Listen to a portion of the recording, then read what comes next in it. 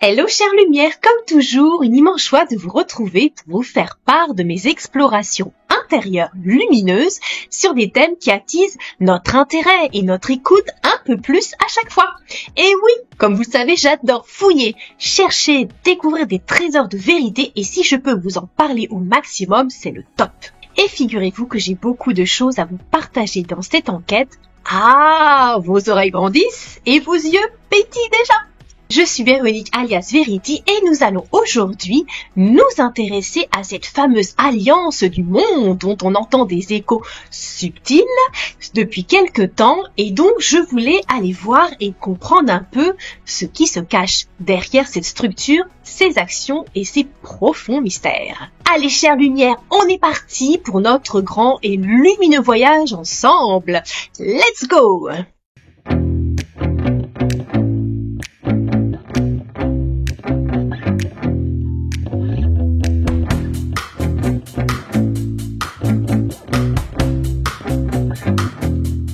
Alors tout d'abord, j'ai demandé à pouvoir me connecter à cette alliance, là où elle serait actuellement sur la Terre, afin de ressentir sa vibration et aussi de pouvoir voir des lieux ou des personnes peut-être.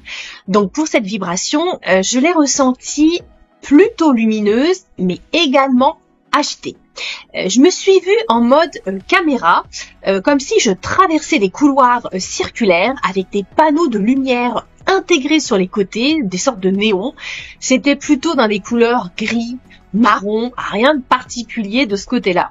C'était un peu dans l'ombre, on m'a montré de micro-images et c'est tout. Donc c'est très bouillonnant cette vibration, ça fuse.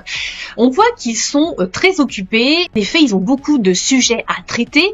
Et à un moment, je vois un bout de salle avec de grands écrans de projection. Alors plein de dossiers, ils rentrent des données et encore des données sur l'ordinateur. Il y a des écrans partout. Ils regardent, ils contrôlent tout à partir de leurs écrans. Donc comme je vous disais, dans ce bout de salle que j'ai pu voir, les gens circulent beaucoup, les couleurs c'est plutôt dans les gris avec ces néons, il n'y a rien d'étonnant, on dirait un peu, j'ai eu l'impression que ça faisait comme les salles du Parlement européen avec des espèces de grandes tribunes, les meubles c'est plutôt donc du fonctionnel, de l'utilitaire. Il y a des gens donc qui sont en face d'un écran et qui discutent avec d'autres personnes en ligne, tous les pays, toutes nationalités.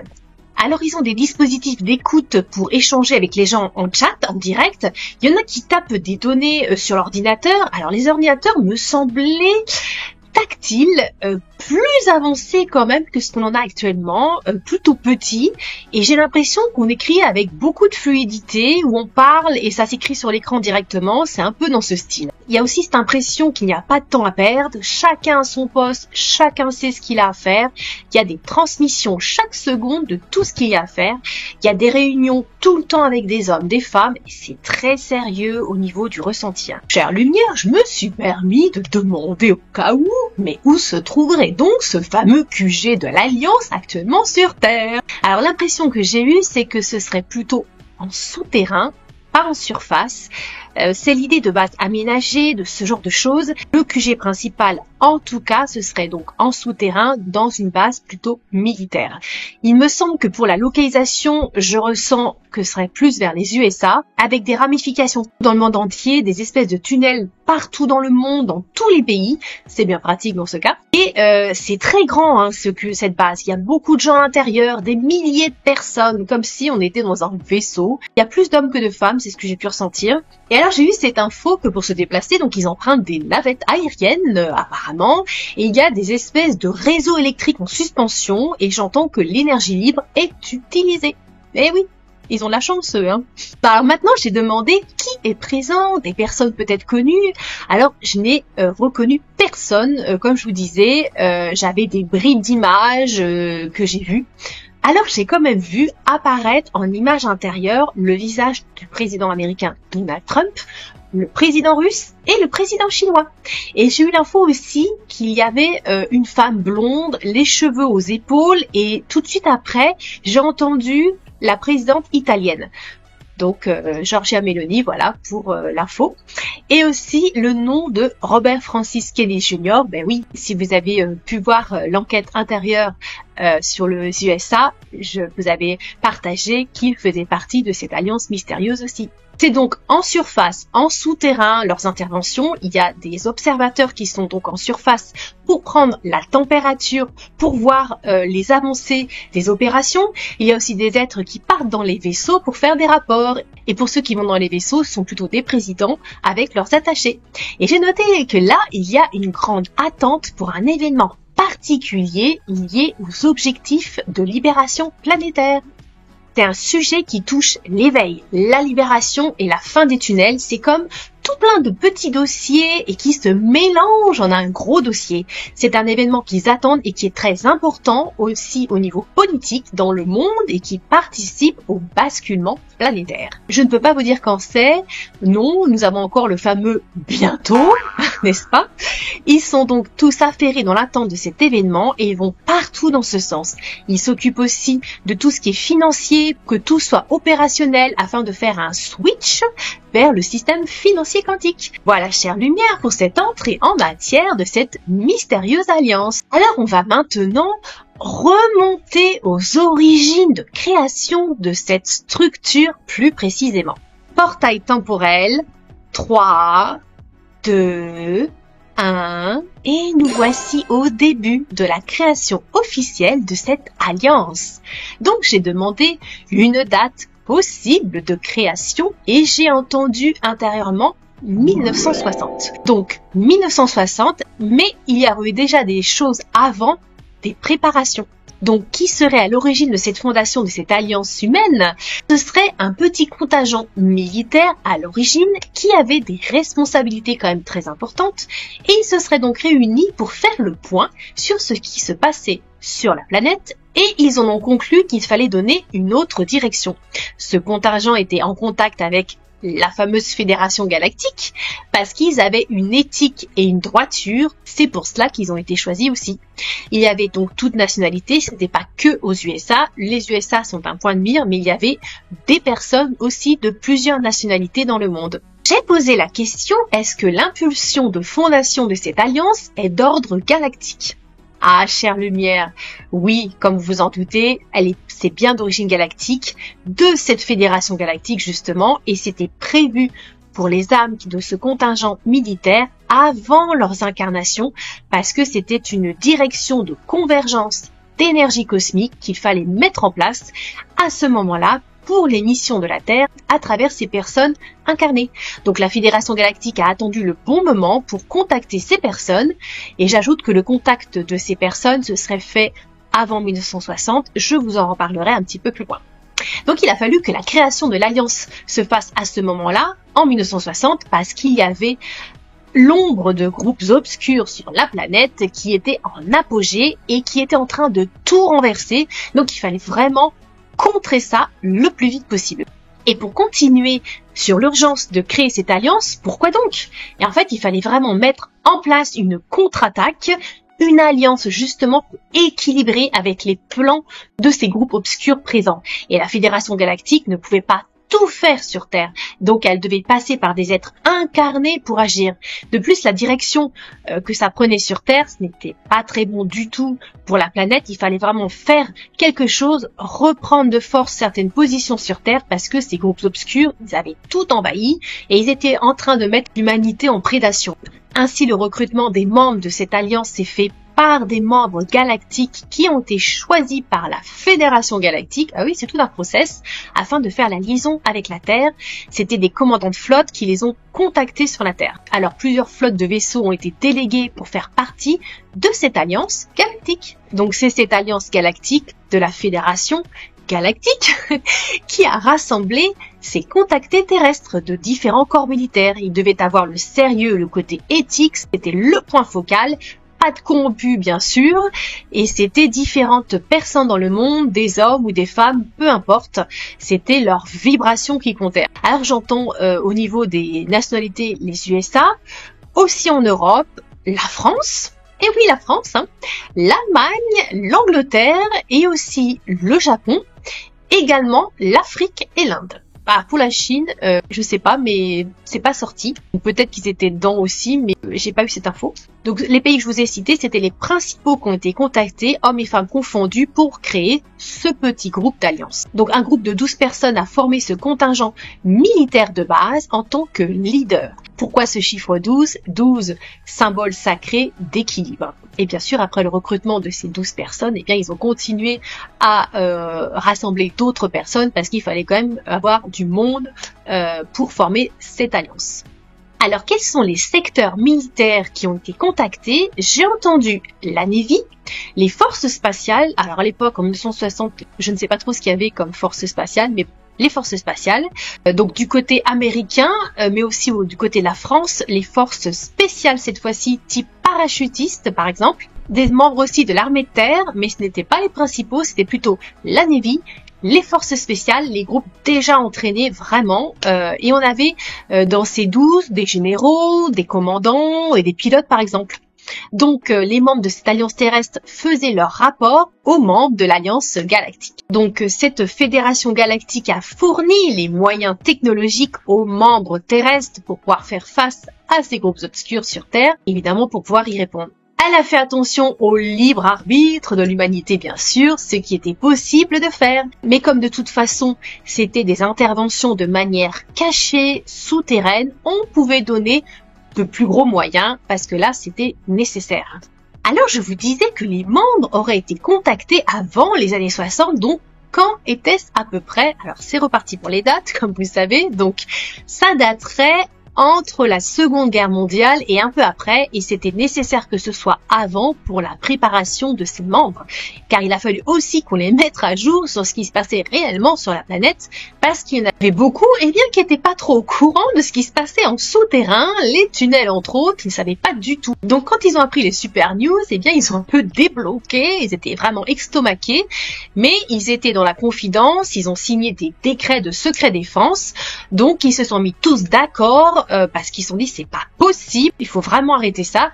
Donc ils ont mis leur vie en jeu, ils ont mis tous les moyens nécessaires, tout ce qu'ils avaient pour arrêter ce délire sur la planète, tous ces êtres qui faisaient n'importe quoi avec des trucs horribles. Donc ils ont été choisis un peu comme des chevaliers de la table ronde et se sont engagés à vie. Alors pourquoi l'Alliance Galactique a choisi des membres militaires au début ? Eh bien parce que ils étaient déjà dans la confidence de certains secrets au niveau de l'État, au niveau armement énergétique, et puis ils étaient habitués à diriger des opérations, à intervenir dans le monde et aussi habitués à gérer la pression. Ils étaient donc déjà entraînés, donc ils avaient déjà cette avance par rapport aux civils. Maintenant, nous allons aller voir quel était le but final de l'Alliance et aussi comment a-t-elle procédé au début, quelles opérations a-t-elle mis en place. Alors, le but final, c'est déjà la libération de la planète, comme vous en doutez, de cette corruption, de ces groupes obscurs.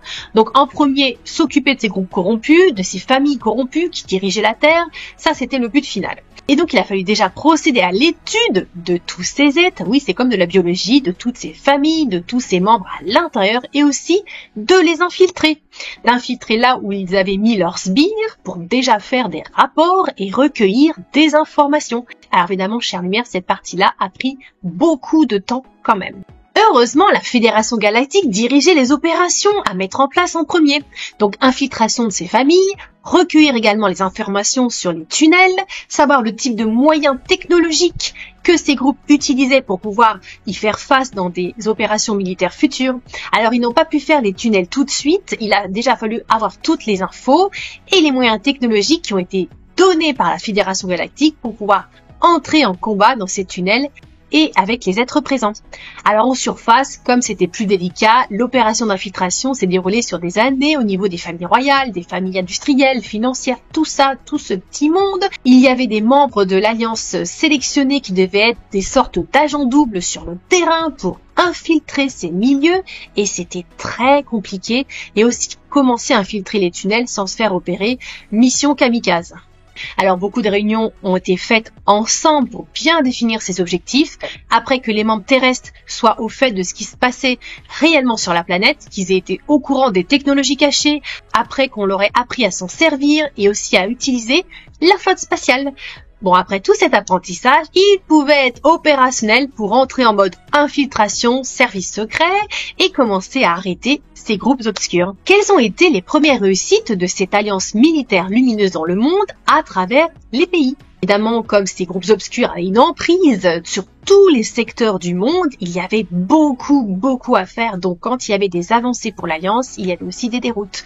Donc au début, les premières victoires qu'a eu l'Alliance, c'était apparemment, j'ai noté, des manifestations de gens qui se passaient en surface, mais je n'ai pas eu d'infos sur lesquelles. Alors plus intéressant, j'ai noté qu'ils nous ont évité quand même plusieurs délires de fous, comme des explosions de bombes atomiques par exemple, arrêter des virus qu'on voulait répandre ou des agents chimiques à déverser. Oui, vous avez vu que de belles intentions de certains pour nous, n'est-ce pas? Alors à ce moment, dans les années 60, est-ce que les présidents des pays du monde étaient au courant de la formation de cette alliance lumineuse? Alors, chère Lumière, à votre avis, oui, non, peut-être? En fait, non. Très peu de présidents au monde dans les années 60 parce que de toute façon ces derniers étaient corrompus pour la plupart. Donc ils ne savaient pas du tout qu'il y avait cette formation de cette alliance et qui devait justement rester ultra secrète. Donc les informer, ça s'arrêtait à 2-3 présidents max dans le monde. C'est tout, dont JFK bien sûr. En fait ceux qui faisaient partie de cette alliance. Le reste, zéro niette. Cela vous donne une idée au niveau des gouvernements à l'époque dans le monde, l'ampleur colossale de la tâche à accomplir pour changer tout cela. À savoir aussi que l'Alliance terrestre s'occupait de tout ce qui était terrestre et la partie galactique s'occupait de tout ce qui était galactique. Et donc il y avait aussi à cette époque-là des groupes galactiques corrompus qui étaient sur Terre depuis longtemps et qui étaient les maîtres, si on peut dire, de ces groupes obscurs, à savoir les fameuses familles royales. Eh oui, ça se complexifie encore. C'était donc beaucoup à gérer à ce moment-là pour cette nouvelle alliance terrestre. Et je ressens qu'au niveau du groupe des 12 qui se sont engagés à fond, ils se sentaient quand même un peu dépassés par les objectifs à accomplir parce que quand ils ont vu l'ampleur du phénomène et qu'en plus ils se sont aperçus qu'il y avait des êtres galactiques derrière qui géraient discretos tout cela, il y en a qui ont eu quand même un peu peur et ils se sentaient perdus. Alors on peut le comprendre, la tâche à accomplir était démesurée. Heureusement que les membres de l'Alliance Galactique étaient là pour les aider, mais c'est vrai qu'ils ont ramené pas large, parce qu'ils disaient mais comment on va faire? Il y a tellement à faire, on ne sait pas par où commencer. Et donc c'est l'Alliance Galactique qui les a rassurés et aussi leur a donné les différentes phases du plan d'intervention. Je me suis posé cette question quand l'Alliance a été fondée, au bout de combien de temps, eh bien, ces fameux groupes obscurs s'en sont aperçus. Est-ce qu'ils auraient eu vent de quelque chose par hasard, bien avant? Alors, chère Lumière, à votre avis? Eh bien oui, ils avaient déjà eu des échos avant que l'Alliance se forme en 1960, mais ça restait des échos en fait, donc ils n'avaient pas plus d'informations, ne savaient pas qui avait été contacté et de ce fait, ils ne pouvaient pas faire grand-chose. Alors au moment où les premières formes galactiques lumineuses ont contacté la Terre, nos groupes obscurs ont commencé à s'inquiéter. Panique à bord! Ouh là là, ils se sont demandé si cette alliance galactique n'aurait pas trouvé des représentants sur Terre pour agir, mais comme ils ne savaient pas qui c'était, ils étaient dans le flou. Donc quand certaines civilisations de la Fédération Galactique ont commencé à entrer en contact avec des gouvernements pour les prévenir qu'ils s'égaraient, j'ai eu l'info que ces groupes obscurs avaient déjà compris que la lumière était en train de reprendre sa place sur la planète, donc ça les a fait grincer intérieurement, c'est sûr, et je pense qu'ils ont redoublé d'efforts pour accélérer leur plan. Ça annonçait ainsi une fin future pour eux. Alors maintenant, j'ai demandé à propos du président américain John Fitzgerald Kennedy s'il était un membre fondateur de cette alliance. Alors la réponse que j'ai, c'est que non, il n'était pas un membre fondateur des 12, mais il en faisait partie de manière générale. Et il a fait ce qu'il a pu à son niveau. Donc il a été contacté dans ce sens pour essayer justement de donner l'impulsion d'éveil dans le monde. Et on pourrait se poser la question, qu'en est-il de sa famille à lui? Faisait-elle partie aussi pour certains de cette alliance? Alors je vous partage mon ressenti ici. Je ressens que non, il n'y avait que lui qui était dans cette alliance. À partir de la mort de JFK, est-ce que l'Alliance a modifié ses plans et a renforcé ses moyens techniques et humains pour pouvoir contrer ces groupes obscurs sur la planète de manière plus efficace encore?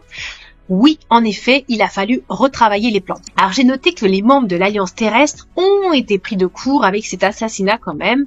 Ils savaient que le président, comme il était une figure publique, il fallait faire attention, mais ils ne s'attendaient pas à ce que ça arrive de cette manière. Au niveau des membres galactiques, eux, ils avaient un recul plus large, donc ils avaient vu une probabilité justement de cet assassinat. Par contre, ils ne pouvaient pas intervenir. Donc ça passait par l'Alliance terrestre à ce niveau-là, et je ressens que l'Alliance galactique ne partageait pas certaines infos avec l'Alliance terrestre parce qu'il y a des événements qui devaient se produire de toute façon sur Terre. Donc suite à cet assassinat, les membres de l'Alliance terrestre ont demandé à la Fédération galactique plus de moyens, des moyens technologiques pour être une force d'intervention justement et lutter à armes égales. Donc ils ont demandé à avoir aussi des informations en avance qui pourraient leur être transmises afin de pouvoir planifier plus en amont pour pouvoir les contrer et empêcher certaines choses négatives d'arriver.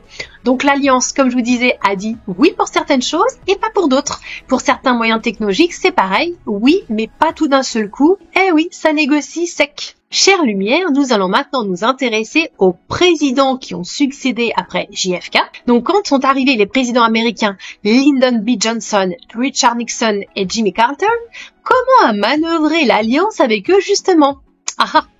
Il fallait faire gaffe, il fallait être minutieux, précis et manœuvrer avec tact, parce que ces êtres-là ont été choisis par les groupes obscurs pour faire plonger le pays des USA et le rendre à la merci de ces groupes corrompus. Donc il a fallu faire la politique d'infiltration avec subtilité. Et si vous vous souvenez, j'avais posé la question quand s'est formée l'Alliance, si les présidents du monde étaient au courant ou pas, et je vous avais dit qu'il y avait 2-3 présidents avec JFK, mais après sa mort, ça a un petit peu changé. Donc ces 3 présidents qui ont succédé après JFK étaient au courant de l'Alliance, car leur maître, si on peut les appeler comme ça, les avait informés. Mais on leur disait très peu de choses à ces présidents parce que c'était des pions de surface. Ils avaient juste le minimum d'infos qu'ils avaient besoin de savoir. Donc ils en avaient quand même connaissance, oui, parce qu'en fait ils recevaient leurs ordres pour contrer l'Alliance. Donc il était nécessaire qu'ils soient quand même un peu au courant que ça existait. Donc l'Alliance est passée par des groupes politiques dans les pays du monde pour pouvoir influencer cette politique de l'intérieur. De toute façon, elle a infiltré tous les secteurs aussi, comme a fait cet État profond. Elle a appliqué exactement la même méthode. J'ai posé ces questions, mais de toute façon, je pense, j'avais déjà un petit avis dessus. Est-ce que ces présidents avaient des contacts avec l'Alliance? Eh ben non. Non, évidemment, les présidents cités n'avaient aucun contact avec l'Alliance, comme ils étaient corrompus et travaillaient pour les autres. Et oui, et en plus, les infiltrés de l'Alliance se trouvaient autour d'eux dans ces gouvernements. C'était obligé pour pouvoir voir ce qui s'y passait. On continue avec un autre président qui a succédé, Ronald Reagan, en fonction de 1981 à 1989, est-ce que lui, il a été contacté par cette alliance? Alors lui, oui, il a eu un contact. Le problème, c'est qu'il a été menacé par les autres. Et donc, il a dû renoncer, en fait, à faire l'agent double, si on peut dire, pour l'Alliance, parce qu'il ne se sentait pas capable. Il avait peur pour lui, pour sa famille. Il avait aussi peur pour le peuple américain, de ce que les autres pourraient faire. Donc, il n'a pas pu aller au bout de ce que voulait l'Alliance. Il a laissé tomber en chemin, il s'est plutôt rangé. Ah, chère Lumière, on arrive au quatuor présidentiel américain special, je dirais. Donc, même question. Quand se sont succédés les présidents George H.W. Bush, père et fils, Bill Clinton et Barack Obama, alors comment ça s'est passé avec l'Alliance? Alors, avec eux, c'était une autre histoire. Le truc, c'est qu'ils ont été choisis vraiment pour leur côté redoutable. Alors l'Alliance avait plus d'expérience qu'au début de sa formation, mais il fallait vraiment faire attention avec eux parce qu'ils étaient réactifs et choisis dans ce sens, justement pour agir sur différents tableaux. Donc il a fallu vraiment manœuvrer avec beaucoup de tact pour eux précisément, parce que c'est sous leur présidence que l'État profond a mis en place ses plus gros chantiers. Donc l'Alliance a dû manœuvrer de manière encore plus cachée à ce moment-là. Et d'ailleurs, l'Alliance disait à ses membres infiltrés dans les gouvernements, attention parce que ces présidents-là, ils sont entraînés aussi pour vous détecter, donc danger. Alors, chère Lumière, nous allons maintenant aborder l'année 2001 où il y a eu ces fameux attentats du 11 septembre aux USA. Mais avant que cela n'arrive, quel était de ce fait le plan de l'Alliance? Que voulait-elle mettre en place pour les USA et le reste du monde? Alors j'ai eu comme info que c'était de créer une nouvelle projection, une nouvelle conscience en vue à ce moment-là, justement à partir des USA, qu'on avance au niveau de l'humanité. Et il y avait des révélations qui devaient être faites pour aider à l'éveil de l'humanité. C'était donc prévu dans ce sens une libération plus grande. Donc on parle du fameux GESARA NESARA. Était-ce ce plan de cette alliance de mettre le système financier quantique déjà en 2001? Alors apparemment, oui.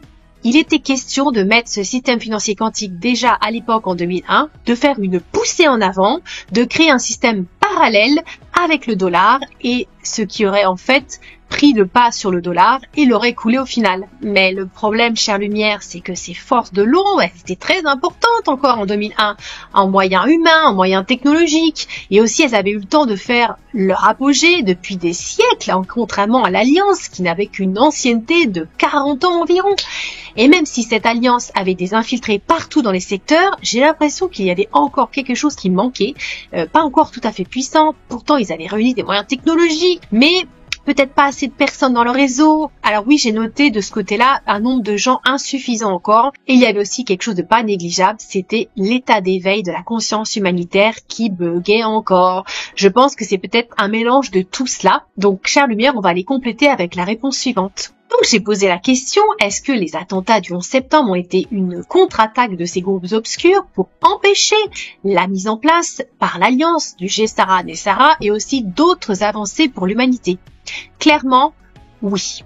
Ces attentats, en effet, étaient un coup pour empêcher que ce système financier quantique vienne en surface. Mais il n'y avait pas que le système financier quantique. Il y avait aussi des avancées de prévues au niveau médical. Il était donc question de ces fameux medbeds. J'ai noté qu'il y avait déjà des implantations de medbeds sur Terre à l'époque en souterrain, dans des endroits cachés bien sûr. Alors le truc de dingue, c'est que les autres, ils étaient au courant. Alors qu'est-ce qu'ils ont fait, chère Lumière? Ils ont pulvérisé, c'est le mot que j'ai noté directement. Ils ont essayé de tout faire pour contrer ça. Par contre, c'est des petits malins, ils ont quand même récupéré les medbeds qui étaient dans ces souterrains pour eux. Et oui, butin de guerre non négligeable, ils ne sont pas fous. C'est précieux ces installations. Oui, je sais, chère Lumière, ah là là. Donc il y avait le système financier quantique, les medbeds qui étaient prévus, et quand on parle du côté financier, l'énergie n'est jamais loin. Oui, parce qu'il était question de parler d'énergie libre. Oui, on comprend que ça n'a pas dû leur plaire aux autres. Là, c'est pareil, ça n'a pas pu se faire. Alors, il faut savoir que si la partie Alliance Galactique a des moyens technologiques pour lire les probabilités du futur, eh bien, les groupes obscurs pouvaient aussi le faire et c'est pour ça qu'ils avaient des trains d'avance également, des moyens de planifier à partir de technologies. Imaginez, chère Lumière, si en 2001, le plan de l'Alliance avait pu se mettre en place complètement. Oui, on aurait bien avancé à l'heure actuelle dans divers secteurs. Pas grave, ça a été retardé de 25 ans, mais on y arrive enfin, ça c'est sûr. Alors j'ai creusé sur le fait du pourquoi l'Alliance n'a pas pu contrer les attentats du 11 septembre. Que s'est-il passé? Donc j'ai noté qu'elle a été prise de court. On a l'impression qu'on nous rejoue JFK 38 ans plus tard. Elle avait elle aussi préparé à l'avance, mais les autres aussi avaient préparé, comme je vous disais plus tôt. Et aussi, ils avaient une force d'intervention importante avec leur maître galactique à eux. Et donc l'Alliance Galactique n'a pas pu intervenir comme il pouvait parce qu'il y a aussi autre chose à prendre en compte et pas des moindres, l'histoire du libre arbitre. Comme vous savez, pour les corrompus, eux ils s'en fichent du libre arbitre, ils ont détruit tout ce qu'ils pouvaient. Cependant, toujours de manière cachée comme ils savent le faire. Alors j'ai entendu intérieurement dans ma méditation guidée pour cette mise en place du plan de l'Alliance à cette époque sur le GESARA, c'était trop tôt. Mais malgré tout, ils ont quand même essayé de le mettre en place. Alors l'Alliance n'a pas pu contrer les attentats, mais j'ai noté qu'elle a rebondi pendant ces attentats justement, et après pour faire des interventions de ce fait. Pendant que les gens étaient occupés en surface avec le chaos de peur des attentats créés, l'Alliance, elle, a pris la direction des tunnels pour pouvoir contre-attaquer. Et oui, il faut bien équilibrer un peu tout de même. Et ils auraient fait des avancées de ce côté-là, ce qui est une très bonne nouvelle. Par conséquent, après le 11 septembre, est-ce que l'Alliance a modifié de nouveau ses plans afin de préparer des nouvelles offensives contre ces groupes obscurs? Et oui, de nouveau, même chose qu'après JFK, ils ont dû bien sûr remettre à jour leur plan pour pouvoir avoir plus d'avancées par rapport aux autres sur les visions du futur et sortir plus de plans pour être prêts. Donc ils ont doublé leur nombre de personnes recrutées, ça c'est sûr, parce qu'il fallait beaucoup plus de gens infiltrés, beaucoup plus de gens en force combative militaire dans les tunnels pour vraiment y faire face. Donc tout ça, ça a été remis à jour. Et ils travaillaient déjà dans le temps avec des dates précises aussi pour le changement planétaire dans cette vision du futur cosmique. Donc ça a été fait dans ce sens. Si vous vous souvenez de mon enquête sur les USA, je vous disais que le président américain Donald Trump avait été contacté par l'Alliance aux alentours de 1986 et donc il préparait déjà son intervention future en tant que président en 2001. En surface, il remplissait son rôle de milliardaire, mais il était déjà comme une sorte d'agent double pour l'Alliance. Donc il était dans les starting blocks dessus parce que l'Alliance avait déjà cette vision du futur. Alors il y avait de fortes probabilités qu'il soit élu en 2016, bien sûr ce n'était pas sûr à 100%, mais presque. Et c'était le tournant pour 2016, donc il préparait déjà sa future élection 15 ans à l'avance et tout ce qui allait avec. Il a fallu qu'il étudie assidûment tous ces groupes obscurs pour pouvoir y faire face lui aussi, même si en tant que milliardaire, il les côtoyait déjà un peu, mais là, c'était d'apprendre, je dirais, comment les manipuler et les faire plonger. À chère lumière, passons à une autre période de notre histoire très proche que l'Alliance a dû gérer aussi. Je veux parler de 2020 avec le Corona. Alors à ce moment-là, que s'est-il passé avec l'Alliance? Comment a-t-elle procédé? Donc on est 19 ans après le 11 septembre, cette fois-ci, ils ont joué double jeu. C'est-à-dire qu'ils savaient ce qui allait arriver. Oui, Madame Irma fonctionne très bien, n'est-ce pas? Ils avaient prévu une contre-attaque en souterrain. Ils avaient déjà eu vent de ce que les autres voulaient faire. Donc ils étaient dans les tunnels en train de continuer le nettoyage car il y avait encore beaucoup à faire. Alors, chère lumière, j'ai eu l'info que ça aurait été laisser faire en surface pour que puisse manœuvrer plus facilement en souterrain. Parce que sinon, ça n'aurait pas été le même effet.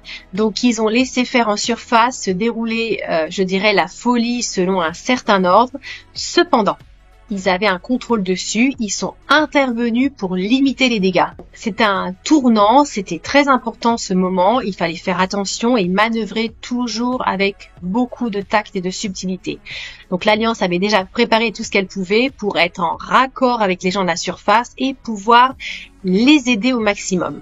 Ensuite, j'ai posé la question, quel plan l'Alliance a choisi de déployer au niveau financier, de la santé, du social, du militaire pendant cette période? Alors j'ai entendu une mise à l'arrêt et un redémarrage des structures des systèmes financiers. Donc j'ai l'impression qu'ils ont profité de manière cachée, bien sûr en arrière-plan, pour faire la mise en place du système financier quantique cette fois-ci, pendant cette période du Corona et du confinement.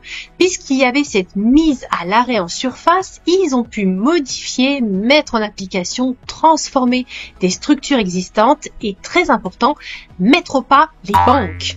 Elles ont été contactées dans le monde à cette période, toutes avec un petit deal à la clé. Et on leur a dit, maintenant c'est comme ça et pas autrement.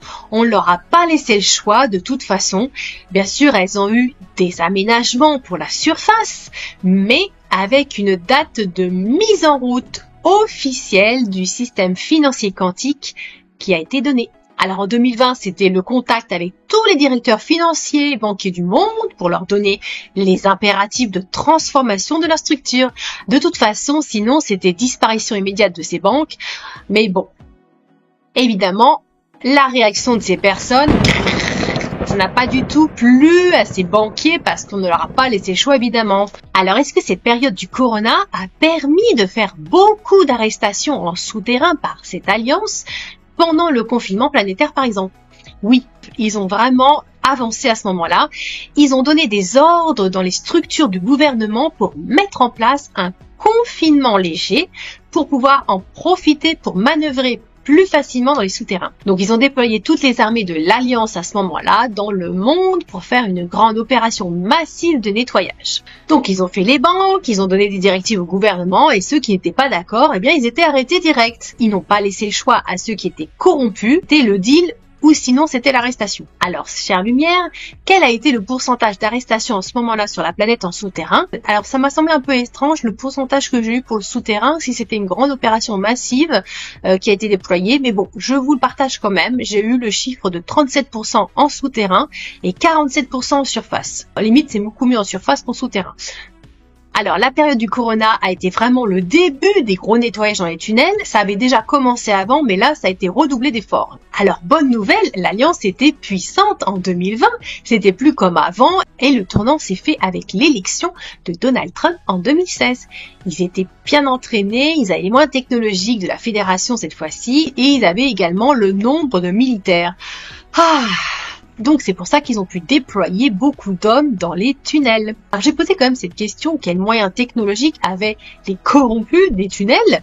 Donc des armes technologiques telles que des lasers, on se croirait dans l'Empire avec Star Wars, remarque on n'en est pas loin du tout au final, hein. Donc des armes à énergie dirigées pour déclencher des explosions et des tremblements de terre. Chère lumière, heureusement l'Alliance avait aussi des armes à énergie dirigée, merci la Fédération Galactique, n'est-ce pas? Et donc ils ont pu faire exploser ces armes à énergie dirigée des autres, ils leur ont tiré dessus. Je vous dis pas les effets que ça peut provoquer, mais ça doit être quand même assez conséquent. Ils auraient également utilisé des espèces d'armes qui envoient des impulsions d'ondes qui permettent de neutraliser les ennemis en face. Alors ça fait comme une espèce de vague d'énergie. Alors les autres aussi avaient ce système de technologie qui leur a été donné par leur maître galactique. Ben oui. Donc ça a duré quand même des mois, des années dans ces tunnels pour une grosse partie de ces opérations. Et il y a eu des espèces de temps de tension où tout le monde s'observait. Un peu comme à l'époque de la guerre entre l'Atlantide et la Lémurie, sauf qu'ici les périodes de temps sont quand même beaucoup plus courtes parce que ce ne sont pas des centaines d'années, sinon on y serait encore, hein. Alors, question plus délicate et bateau, je dirais, mais je l'ai posée quand même. Est-ce que l'Alliance savait pour le contenu des piqûres? Est-ce que ça les provoquait chez les gens? Alors, de ce que j'ai reçu en info, oui, ils le savaient, mais n'avaient pas la possibilité de tout contrer. Déjà parce qu'apparemment la Fédération Galactique leur a dit qu'ils ne pouvaient pas tout stopper, et aussi parce qu'il y avait encore une histoire liée au contrat d'âme et le fameux libre arbitre. Donc, il y avait des personnes sur Terre qui avaient le terme besoin de vivre l'expérience. Je comprends que ce soit très compliqué à entendre. Il semblerait que pour une partie des personnes, avoir eu cette substance dans le corps leur aurait permis de comprendre la portée du choix qu'ils ont fait. Donc, ça a été laissé faire et on ne peut pas aller contre le choix des gens. Ça fait partie de ce libre arbitre, justement. Alors malgré ce contexte, est-ce que l'Alliance est intervenue pour remplacer une partie des contenus de ces piqûres par une solution sans risque pour les gens? Oui, heureusement, ils l'ont fait. J'ai noté que 2/3 ont été remplacés, ce qui est vraiment bien. 2/3 de ces solutions ont été remplacées par des solutions sans conséquences pour les gens. Et donc, il restait 1/3 qui n'était pas bon. Et ça, ils n'ont pas pu le remplacer parce que ça faisait partie, comme je vous disais, des choix des gens qui étaient en relation avec les choix des âmes. Alors, j'ai aussi eu l'info que ça correspondait à des choix de pays, de groupes d'âmes qui avaient choisi de recevoir cette substance pour après agir et s'éveiller. Alors, de ce fait, est-ce que les fameux groupes obscurs se sont rendus compte que l'Alliance avait changé une partie des piqûres? Oui, bien sûr, ils s'en sont bien rendus compte. Mais ils n'ont pas pu l'empêcher parce qu'en fait, ils avaient déjà pas mal de choses à gérer aussi de leur côté dans les tunnels pour protéger leur petite base secrète. Et en plus, il y avait les attaques au niveau du ciel entre forces de lumière et forces sombres galactiques. Et la priorité pour cet état profond, c'était la protection de leur tunnel et de tout ce qu'ils avaient mis en place jusqu'à présent. Alors ils se sont dit, tant pis, on a quand même réussi à répandre la substance, donc on a réussi à retarder un peu le processus en créant de la peur. Et c'est quoi ce processus? C'est le processus d'éveil de l'humanité, bien sûr. Au final, on sait très bien que non, ils n'ont pas pu l'arrêter. À ce moment-là, je vous partage qu'ils avaient déjà une petite idée que le vent tournait de plus en plus pour eux et qu'ils ne pouvaient que retarder l'échéance de leur défaite. Alors une autre question délicate, pendant cette période du Corona, est-ce qu'une partie des présidents de pays corrompus ont été remplacés par des acteurs de l'Alliance? Oui aussi, c'est ce que j'ai eu comme info parce qu'il fallait que ça continue de se passer normalement en surface. Donc les présidents corrompus qui n'étaient pas d'accord, ils étaient tous arrêtés et ils ont été remplacés par des acteurs. en attendant que les choses changent sur la planète. À noter aussi que tous les présidents du monde ont été consultés comme les banquiers. Alors il y a quand même certains vrais présidents corrompus, je sais pas lesquels, qu'on a laissés au pouvoir. Alors ils ont eu le droit à leur petit deal, donc en fait ils sont sous contrôle de l'Alliance, et ceux qui ont été arrêtés, à la place on a mis des acteurs. Petite question sur le dossier Ukraine maintenant. Alors après la période du Corona, l'Alliance a préparé le démantèlement du souterrain le plus complexe lié à l'Ukraine. Cela a été préparé combien de temps à l'avance? Alors c'est en année comme vous en doutez, j'entends au moins 20 ans en avance, donc aux alentours de 2001. En fait, depuis les attentats du 11 septembre que le plan pour combattre dans les tunnels en Ukraine est en préparation. En sachant aussi que pour l'Ukraine, c'était un gros dossier, mais il y en avait encore un plus big. Je veux parler de l'Antarctique et on va en reparler tout de suite du dossier Antarctique Chère Lumière. Alors j'ai entendu aussi qu'il y avait à nettoyer sous la mer. Je ne sais pas où, mais il y avait aussi de grandes bases sombres. Et l'Ukraine qui était à la surface était une plaque tournante très importante. Donc il fallait absolument s'en occuper et en plus c'était relié aussi à l'Europe. Nous ouvrons maintenant, chère lumière, le dossier Antarctique. Car oui, l'Alliance a aussi dû aller faire un petit tour là-bas et je pense que c'est l'un des endroits qui a été le plus costaud à gérer. Alors je vous partage ce que j'ai eu quand je me suis connectée à l'Antarctique en image intérieure, en méditation guidée. Donc je me suis vue en train de visiter des parties de l'Antarctique à l'intérieur d'un tunnel. Alors ça faisait les parois des murs comme des stries nettes et symétriques. Ça faisait artificiel.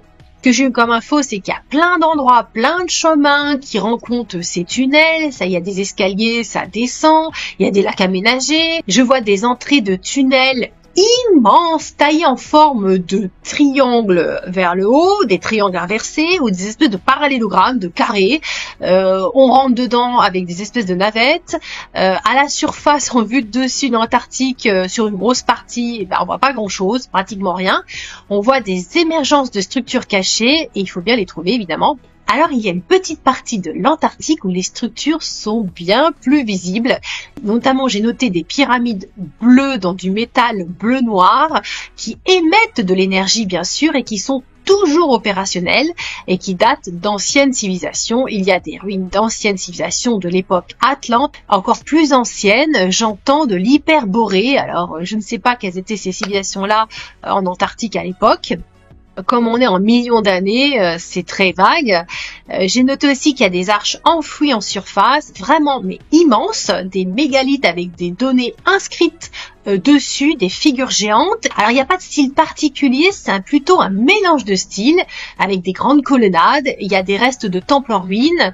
Il y a également des espèces de grandes structures mandala sculptées sur le sol qui permettent d'accéder en souterrain. Il y a des starports cachés comme des anciennes pistes d'atterrissage. Et j'ai vu des espèces de pylônes en cristal, comme des pylônes blancs, et ça brillait. Donc ces pylônes brillaient de loin. Ça fonctionne à l'éther. Ça peut être une forme d'obélisque, mais c'est pas un obélisque. Ça se termine en pointe, c'est taillé. Il y a beaucoup d'arêtes au sommet. Alors maintenant, chère lumière, comment l'Alliance terrestre et galactique est intervenue pour faire le ménage dans cette zone? Et peut-on avoir peut-être une date possible de débarquement pour les opérations de nettoyage en Antarctique? J'ai entendu 1980 apparemment, qui a été le début des opérations de repérage en Antarctique, d'infiltration d'abord, mais pas encore de nettoyage. L'Alliance savait très bien ce qui se passait là-bas, donc en premier lieu, repérage en Antarctique à partir des années 80, commencement d'opération à partir des années 2000 seulement, dans les zones de 2001, comme je vous disais avant. Il a fallu beaucoup de temps de préparation, au moins 20 ans d'infiltration tout de même et d'études, parce que c'était un immense morceau.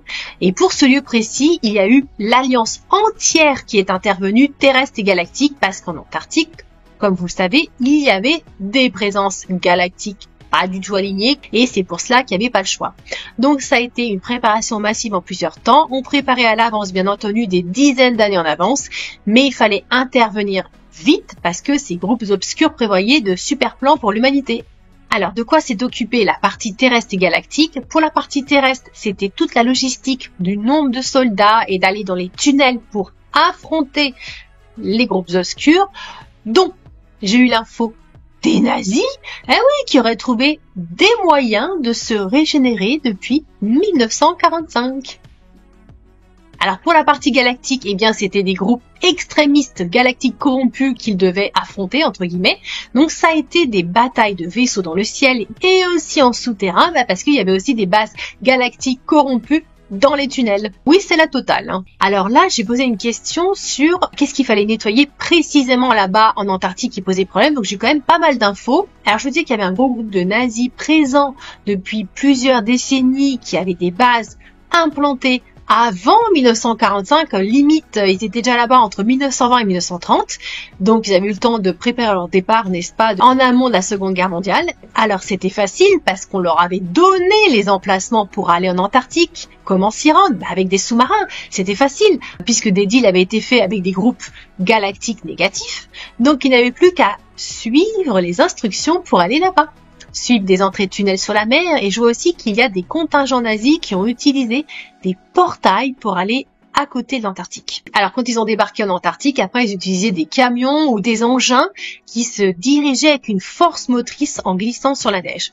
C'était vachement plus simple. Alors il y avait donc de grandes bases aménagées que les nazis ont réutilisées et qui dataient d'anciennes civilisations abandonnées. Alors ces nazis, c'était les restes de l'énergie noire atlante incarnés, mais il n'y avait pas que dans ce mouvement. Ils travaillaient donc avec des groupes corrompus galactiques. Ils étaient en train de construire des armes de destruction massive très avancées depuis longtemps pour faire sauter des endroits du monde tout simplement. Et bien entendu, il n'y avait pas que ces projets sombres-là, il y en avait d'autres qu'ils avaient sous chapeau. Alors il y avait aussi des opérations de clonage, des espèces d'hybridation bizarroïdes entre des humains et des animaux. En fait, j'ai noté qu'ils voulaient recréer ce qui avait été expérimenté au moment où l'Atlantide était corrompue, c'est-à-dire ces espèces d'hybridation rocambolesques. Du côté des super-armes, ils avaient des armes à énergie dirigée, des lasers, des sortes de faisceaux laser pour être utilisés sur des kilomètres et des kilomètres et qui étaient redirigés depuis l'espace. Comme en Atlantide, pareil, de toute façon. Donc dans l'espace, j'ai eu l'info qu'il y avait des espèces de sondes satellites qui redirigeaient l'énergie de ces armes laser sur Terre sur des points précis. J'ai noté aussi la force solaire qui a été utilisée de manière destructrice pour diriger des armes sur les villes du monde. Il y a aussi tout ce qui était transhumanisme, augmentation des capacités d'êtres humains de façon accélérée, en faire des surhommes, des capacités psychiques très développées qu'ils étaient en train de mettre au point. Ils avaient de ce côté-là des projets de créer des espèces d'êtres dans des laboratoires, des sortes de super soldats. Ils travaillaient sur différents projets, des super soldats dans les labos, des espèces de clones, des êtres qui obéissaient au doigt et à l'œil, sans réflexion. Donc l'énergie d'un côté, la flotte spatiale qu'ils avaient développée en Antarctique, ils se sont mis là aussi en Antarctique pour la développer à fond avec l'aide d'êtres à peau d'écaille. J'ai posé quand même cette question qui était là-bas au niveau de ces civilisations galactiques de polarité négative. Alors j'ai noté que ces êtres galactiques corrompus étaient là-bas depuis des dizaines de milliers d'années. Ils sont arrivés bien avant la destruction de l'Atlantide pour la prédation de la planète. Alors, ils sont servis de base de civilisations anciennes, de vaisseaux enfouis qui étaient déjà construits sur place et ils les ont réaménagés en souterrain. Les tunnels étaient déjà construits aussi à l'époque quand ils sont arrivés il y a des dizaines de milliers d'années. Ils les ont juste réutilisés et réadaptés à leurs besoins. Donc les êtres présents là-bas, j'entends des civilisations plutôt reptiliennes, comme vous en doutez, les êtres à peau d'écaille, mais pas que, il y avait aussi des groupes d'êtres blonds avec des yeux tout noirs, donc pas de blanc dans l'œil, des rebelles de planètes. Alors ils sont restés quand même cachés pendant des milliers d'années, entre guillemets, parce que le niveau technologique de la planète était au ras des pâquerettes, donc ça n'a aucun intérêt. Je me suis posé la question s'ils ont fait des deals avec ces groupes obscurs, quelles étaient leurs marges de manœuvre pour pouvoir agir sur Terre. Ça, je sais pas. J'ai noté que chacun a tiré son épingle du jeu de ces deals. Eux, ces galactiques, ils avaient des esclaves humains. Et les groupes obscurs, ils avaient la technologie, des artefacts et donc de la puissance. Ce qui fait qu'ils avaient de l'avance sur le reste de l'humanité tout entière. Et aussi, ils avaient des avancées médicales qu'on leur avait données, donc chacun y trouvait son compte. Donc ça a été géré de cette manière pendant longtemps. Alors oui, je sais, chère lumière, ce n'est pas facile à entendre, je vous partage ce que j'ai eu de manière générale. Leur but à ces êtres galactiques, c'était donc de mettre l'humanité en prédation, de servir de nourriture, servir d'esclaves, enfin tout truc moche comme vous le comprenez. J'ai posé également la question, quels étaient les intérêts de ces groupes obscurs terrestres là-bas? Alors déjà, ces groupes, ils savaient déjà depuis longtemps qu'il y avait ces groupes corrompus galactiques sur place, et donc ils ont fait ces fameux deals pour pouvoir eux aussi avoir leur petite base sur place en mode colocation. Et donc ces groupes galactiques corrompus avaient déjà eu des contacts avant les nazis avec des sociétés secrètes franc-maçonnes. C'est ce que j'ai eu comme info. Donc avant 1900, il y avait déjà eu des entrées en matière. Ils se sont mis d'accord comment gérer la Terre. Alors en sachant quand même que ces sociétés secrètes avaient conscience qu'elles ne pouvaient que dealer parce qu'elles n'avaient pas le dessus sur ces civilisations galactiques. Ces dernières avaient tout de même la technologie depuis des milliers d'années, donc les autres ne faisaient pas le poids du tout. Ces sociétés secrètes ne pouvaient faire que des arrangements ensemble pour manager la Terre, on va dire ça comme ça, à leur propre guise. Que chacun y trouve son compte, c'était le plus important. En tout cas, ils ont trouvé des terrains d'entente pour se servir de la Terre sans problème, et c'était l'humanité qui évidemment était le supermarché dans tout ça. Donc ils ont travaillé ensemble à des gros projets bien négatifs pour stopper au maximum l'évolution de l'humanité. Ah oui, ça les tiraillait un peu cette histoire, hein. Alors il y a des dispositifs qui ont été donnés par ces civilisations galactiques corrompues à ces groupes obscurs de la Terre. Alors, j'ai noté des espèces de champs d'énergie électromagnétique qui produisaient des ondes négatives, et donc ces ondes étaient envoyées dans l'atmosphère sur des portées hyper importantes.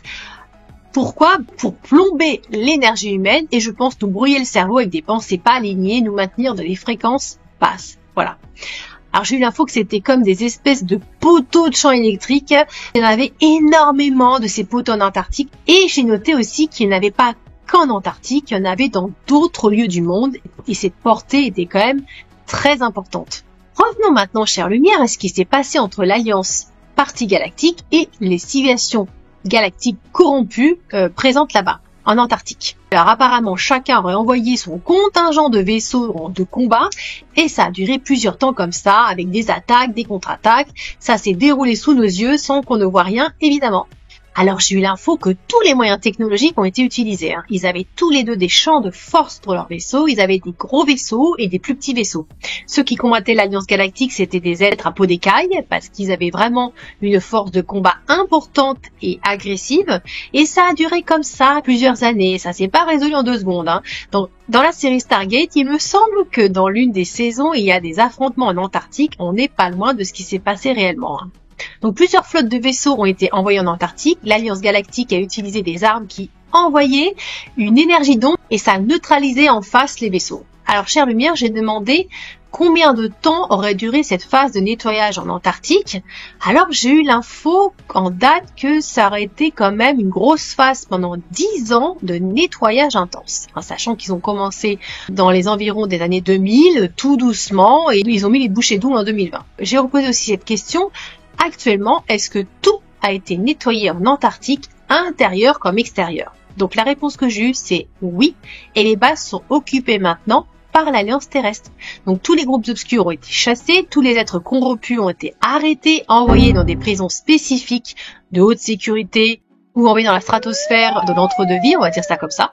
Alors j'ai noté qu'il y aurait une deuxième base de l'Alliance comme une sorte de QG en Antarctique parce que là-bas il y a quand même des grandes technologies qui peuvent être utilisées pour avoir un check-up de la planète entière. Alors qui dit Antarctique, chère lumière, eh oui, dit aussi mur de glace, eh oui. Alors est-ce que c'est bien l'Alliance qui gère actuellement les entrées vers les portails énergétiques du mur de glace? Donc ce que j'ai noté, c'est que oui, l'Alliance est bien devant ces portails énergétiques, c'est eux qui gèrent ça actuellement, en attendant le lever de voile complet sur Terre. Autre question que j'ai posée, est-ce que cette alliance a déjà pu aller derrière le mur de glace? Alors, chère lumière, oui, non, peut-être. Et j'ai eu l'info que oui, ils ont pu aller derrière le mur avec des autorisations. Et ce serait arrivé à différents moments. Alors ça date pas d'aujourd'hui, J'entends que ces entrées autorisées datent à peu près des années 2000-2001, en même temps d'ailleurs que les combats dans les tunnels en Antarctique et les attentats du 11 septembre. Alors j'ai noté aussi que pour pouvoir passer derrière le mur de glace, il fallait mettre des espèces de combinaisons spécifiques et porter des appareils d'adaptation pour pouvoir maintenir le corps dans une fréquence plus haute. Et oui, parce que comme vous le savez, la fréquence derrière le mur de glace n'est pas tout à fait la même, c'est un peu plus haut. Donc ils sont passés par des portails spécifiques d'adaptation pour leur corps. Ok, donc dans l'enquête intérieure au-delà du mur de l'Antarctique, je vous disais que la fréquence énergétique commence dans le haut de la 4e dimension derrière le mur, donc il faut une adaptation du corps. Alors ça demande à passer dans des portails d'adaptation moléculaire du corps, c'est ce que j'ai entendu. J'entends 2 portails quand même, après on peut aller de l'autre côté. Alors ces portails moléculaires vérifient la fréquence du corps, vous passez ou vous ne passez pas, c'est aussi simple que ça. Si vous avez la fréquence, c'est ok. Si vous n'avez pas la fréquence, vous ne passez pas.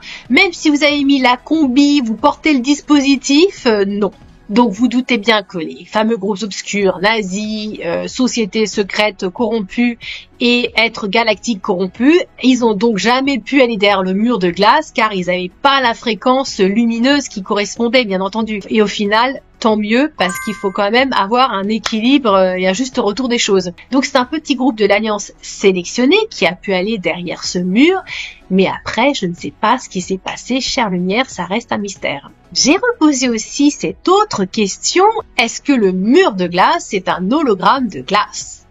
Donc la réponse que j'ai eue, que j'avais déjà eue dans l'enquête sur l'Antarctique, oui, c'est bien un hologramme de glace qui est généré par ces portails énergétiques pour donner l'illusion d'un mur de glace. Alors ça donne aussi la sensation d'un mur organique.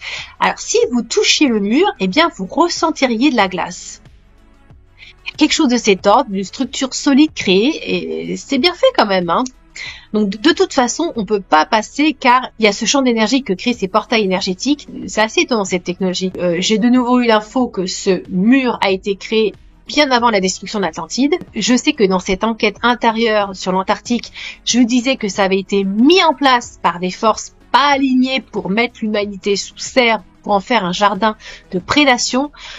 Donc après, ça reste assez mystérieux cette affaire. Je sais pas. Ah, chère lumière, une autre question date pour le quiz. Donc j'ai demandé, pouvons-nous avoir une date où ce mur de glace va disparaître ou va être enlevé et que des révélations sur ce mur vont être faites à l'humanité? Alors, au conditionnel comme d'habitude, j'entends que ça vient. J'ai eu la date entre 2026 et 2027 et je crois que vous avez déjà donné cette date dans l'enquête sur l'Antarctique. Alors en fait, ça dépend aussi de l'avancée humaine, de son évolution. Mais c'est dans ces zones-là, c'est pas loin dans le temps. Alors l'Alliance fait le ménage en Antarctique. Est-ce qu'elle a fait aussi cette grande alliance de ménage des civilisations de basse fréquence sur la planète? Donc bonne nouvelle aussi, chère lumière, oui, ce serait fini pour la planète au niveau de ces êtres corrompus galactiques. Les derniers groupes ont été chassés il y a 2 ans seulement, apparemment. La planète est propre à ce niveau-là. L'Antarctique est propre aussi depuis 2 ans. Vous me direz, bah oui, ça fait pas très longtemps en fait, hein. Maintenant, chère lumière, nous reprenons un peu de hauteur et nous allons nous intéresser à la partie galactique de cette alliance lumineuse. D'abord, qui est-elle exactement, cette partie galactique? Alors, cette partie galactique de cette alliance fait partie, comme je vous disais, de cette fédération galactique. C'est la même énergie, la même origine. Donc, la fédération galactique a dépêché plusieurs flottes, plusieurs membres des êtres de la fédération pour faire une alliance avec la partie terrestre. Ce sont des êtres de 4e dimension avancés dans cette alliance galactique, mais chapeautés par des êtres de 5e dimension, voire même plus. J'entends qu'ils sont chapeautés par des conseils de sages dans cette fédération, ce qui paraît logique en fait. Alors il y a différentes origines dans cette alliance galactique. J'ai noté des Pléiadiens, des Urma, des Vénusiens, des Syriens, des êtres d'Orion pour les plus connus, mais il y en a d'autres aussi. J'ai noté qu'il y a au moins 50 civilisations galactiques qui sont en contact avec l'Alliance terrestre, certaines plus activement que d'autres. En fait, toutes celles qui ont eu une interaction avec la Terre de façon lumineuse depuis longtemps sont en contact avec l'Alliance terrestre.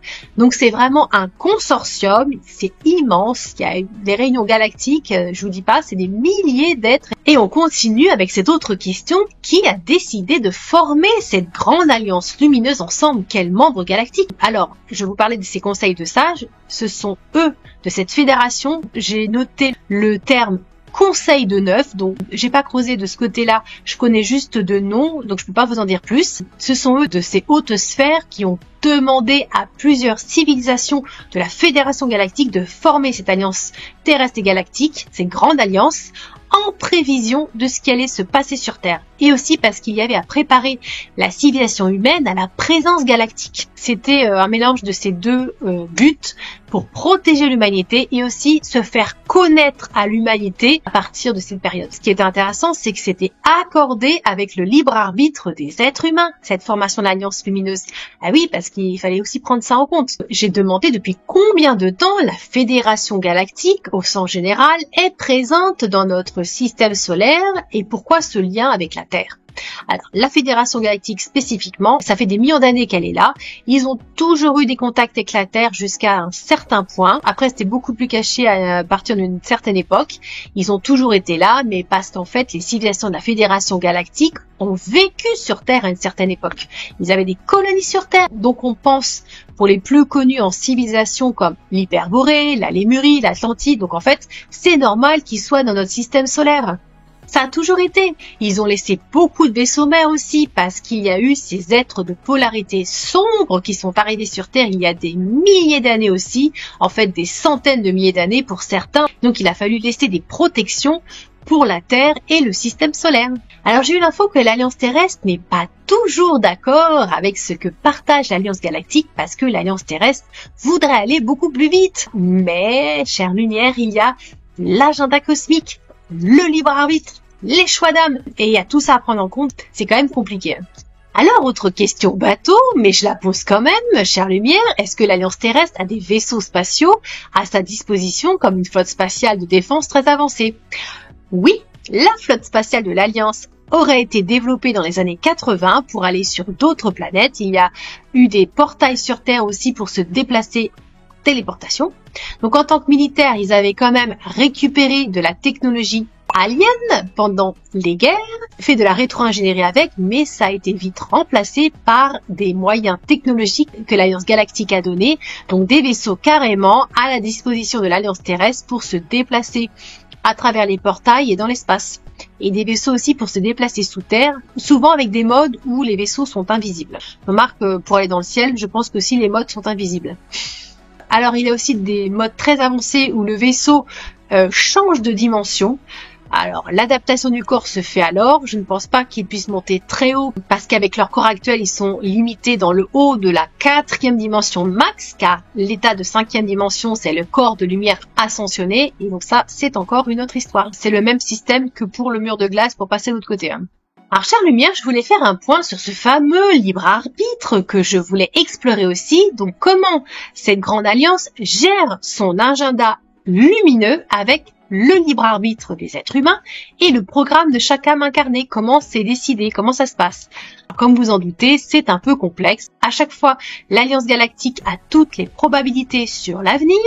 Il y en a plusieurs qui sortent, qui sont plus fortes, mais il faut tout le temps modifier parce que l'être humain change, est versatile. Donc la ligne de temps change avec le choix des êtres humains. Il y a quand même des lignes de temps qui sont précises, qui s'affinent pour le futur. Alors ce qui est intéressant, c'est que j'ai noté aussi que l'Alliance terrestre a envie d'intervenir plus et l'Alliance galactique leur dit oui ou non. Ça dépend des situations. Ce qui est intéressant aussi, c'est que l'Alliance galactique, elle a des civilisations qui sont, je dirais, aussi, pour certaines, impatientes d'intervenir et qui ne peuvent pas non plus, justement en accord avec cette loi de libre arbitre, parce qu'il faut prendre en compte ce que les âmes ont choisi de vivre sur Terre. Donc il faut composer avec tout ça, elles ne peuvent pas aller outre les lois divines de toute façon. Ah, vaste et complexe sujet, chère lumière. J'ai approfondi pour ouvrir un peu le sujet sur les âmes humaines. Est-ce qu'elles sont consultées à l'avance avant l'incarnation pour certains sujets importants sur l'avenir de l'humanité? Alors ça dépend. Apparemment, quand ça concerne l'évolution de la planète, avec des interventions globales qui concernent l'humanité, oui, il y a consultation.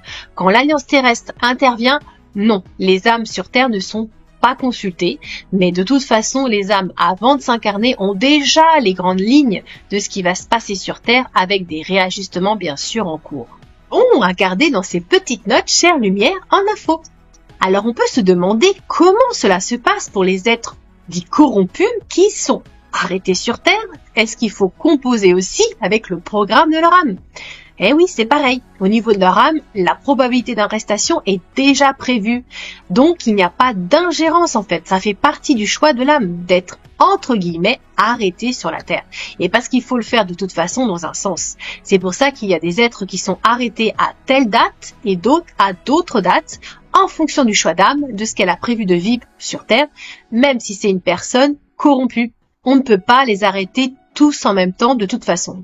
Autre question particulière, quand l'Alliance terrestre veut remplacer une figure politique dans le monde, un président ou autre, est-ce qu'elle met un acteur comme sosie ou alors un clone? Alors j'ai reçu l'info que oui, c'est remplacé par un acteur, un sosie, mais pas un clone. L'Alliance apparemment n'utiliserait pas ce genre de technologie.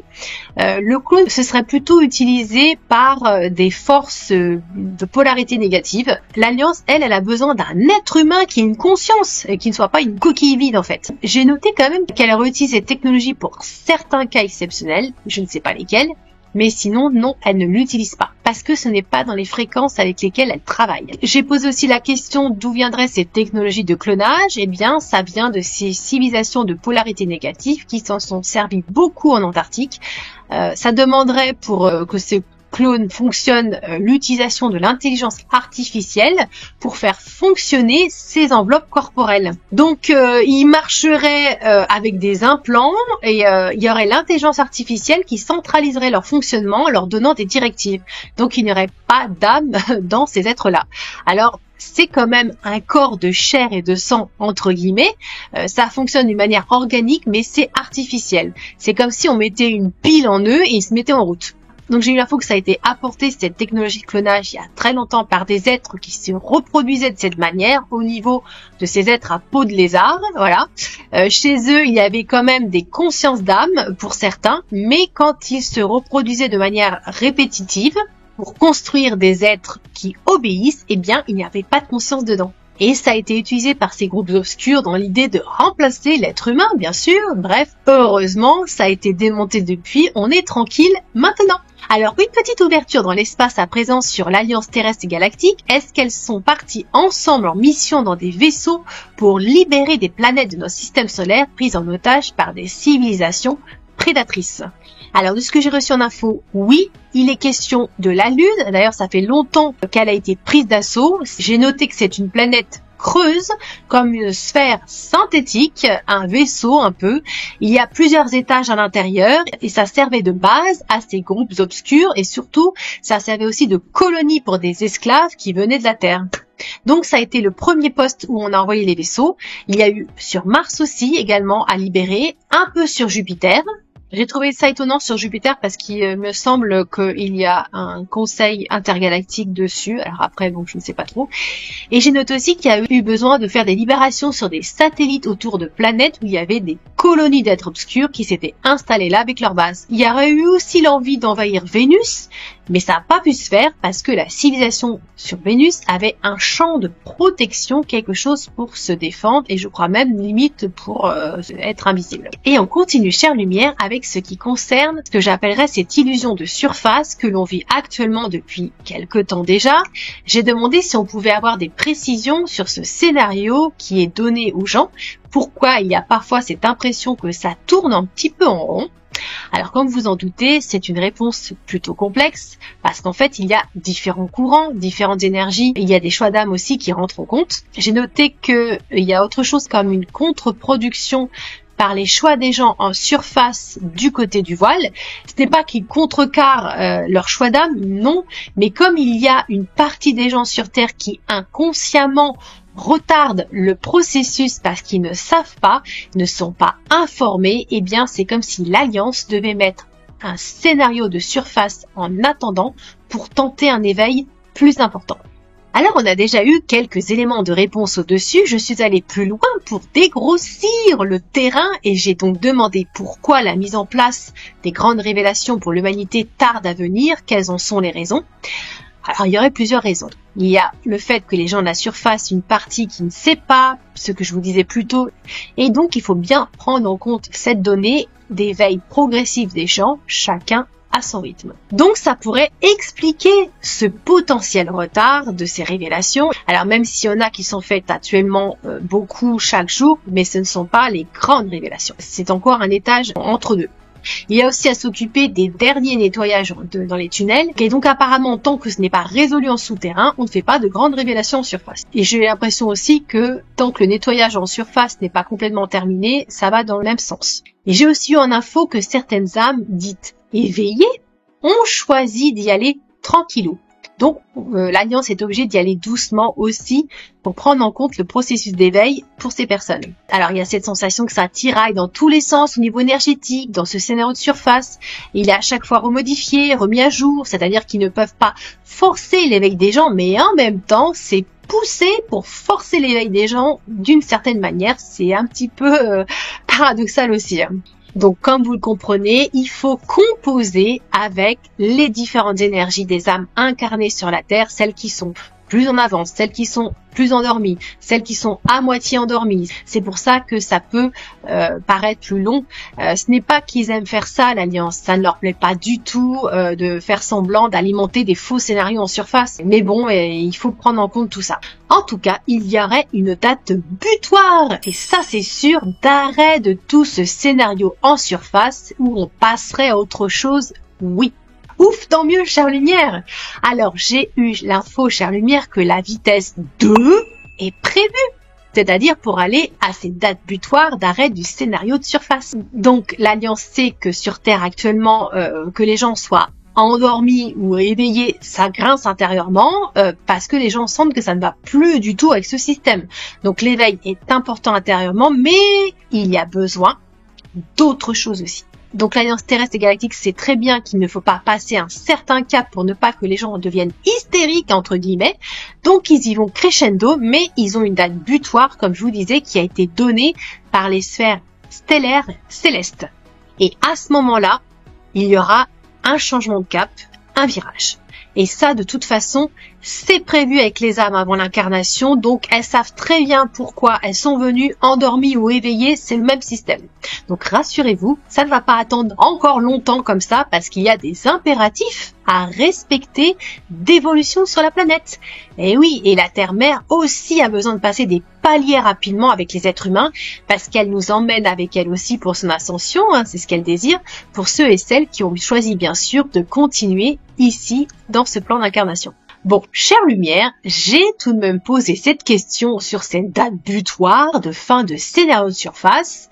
Est-ce que c'est prévu cette année, l'année prochaine ou plus tard encore?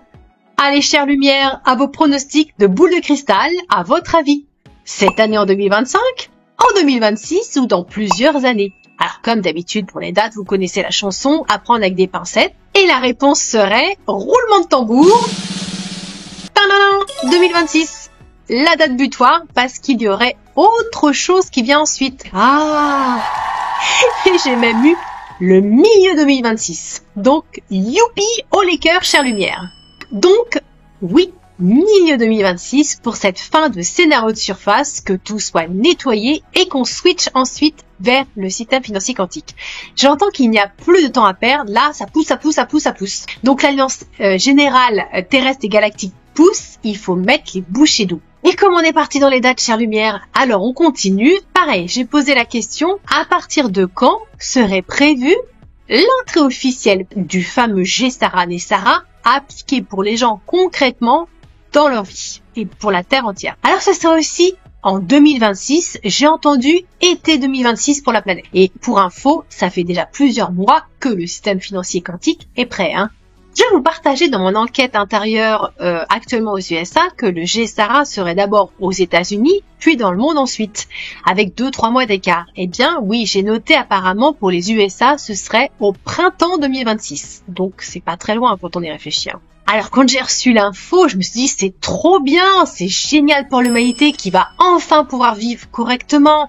Je ressens que d'ailleurs quand ce GESARA va être déployé dans le monde, ça va être la fête au village, un soulagement, une grande respiration de liberté qui va se répandre. Et pour ceux qui ont vu, vous savez le film Star Wars, Le Retour du Jedi, à la fin, quand l'Empire est vaincu, il y a des feux d'artifice partout dans la galaxie avec les gens heureux sur les planètes, eh bien, je ressens qu'on va vivre cette même effervescence et j'ai trop hâte d'y être et de le vivre concrètement, chère lumière, et je pense que vous aussi.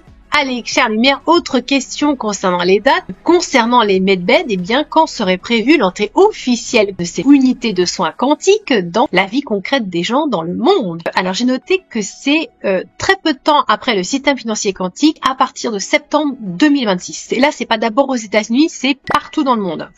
Ah là là, cette année 2026, ça va vraiment être spécial et magique pour tous, un tournant lumineux et unique, je dirais. Et pour finir sur les dates, j'ai demandé est-ce que l'Alliance compte en finir avec ses arrestations de gens corrompus cette année ou l'année prochaine peut-être?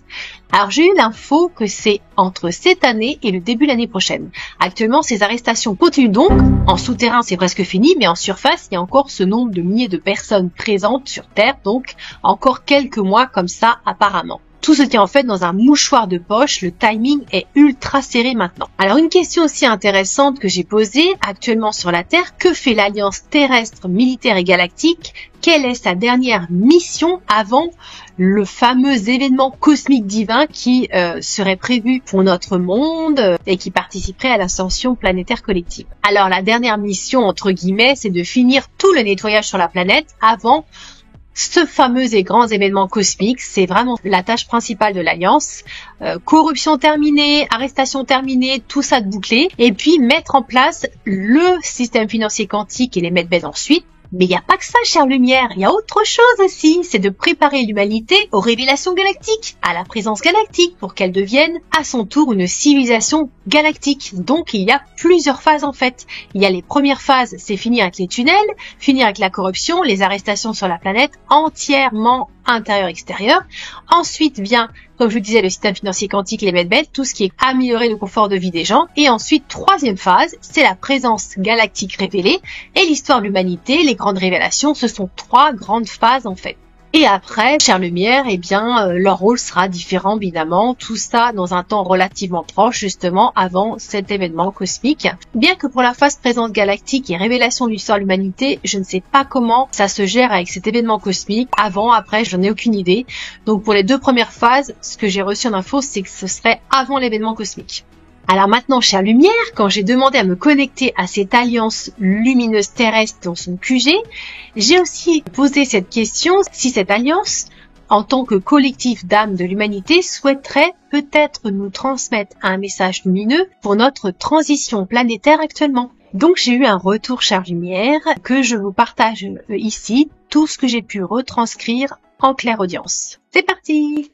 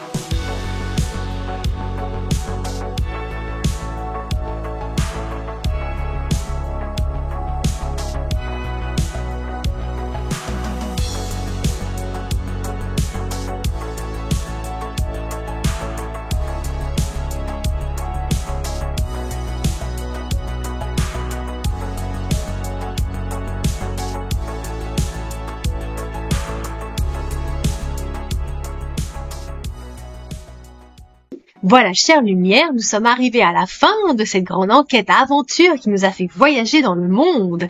Je suis vraiment contente car je peux maintenant avoir des retours de mes explorations intérieures qui sont bien complets, je trouve. Et donc ça fait un max d'infos qui permettent de rassembler ce grand puzzle de notre histoire de l'humanité, de comprendre un peu mieux les enjeux planétaires, ce qui s'est joué et donc de pouvoir mieux se positionner également, d'avancer avec un chemin plus dégagé devant soi.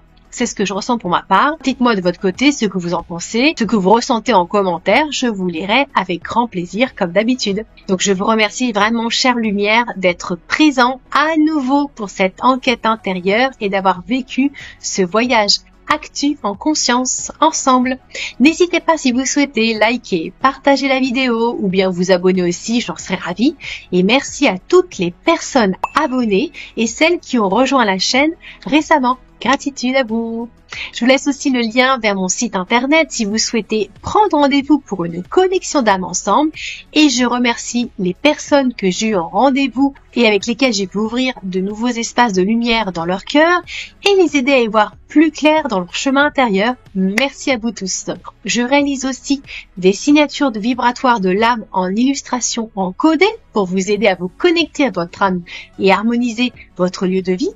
Si vous souhaitez également que je crée votre lumineuse toile vibratoire de l'âme ou votre portrait stellaire, j'en serai enchantée.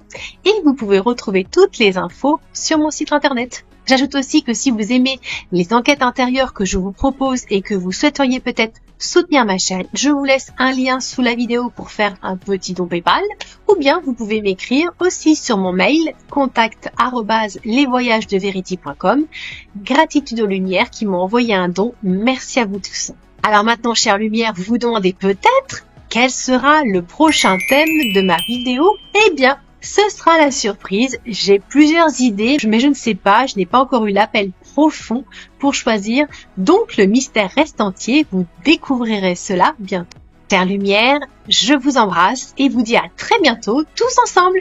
Je vous laisse en compagnie d'une nouvelle chanson dont j'ai reçu de nouveau les mots encodés en écriture guidée. Alors pour cette chanson, l'intention est que vous receviez comme un soin de beauté, de lumière et d'amour en inspiration de l'énergie vénusienne. Je vous souhaite une merveilleuse écoute à tous. Si vous avez la possibilité de mettre un casque, c'est encore mieux. Salutations du cœur à tous!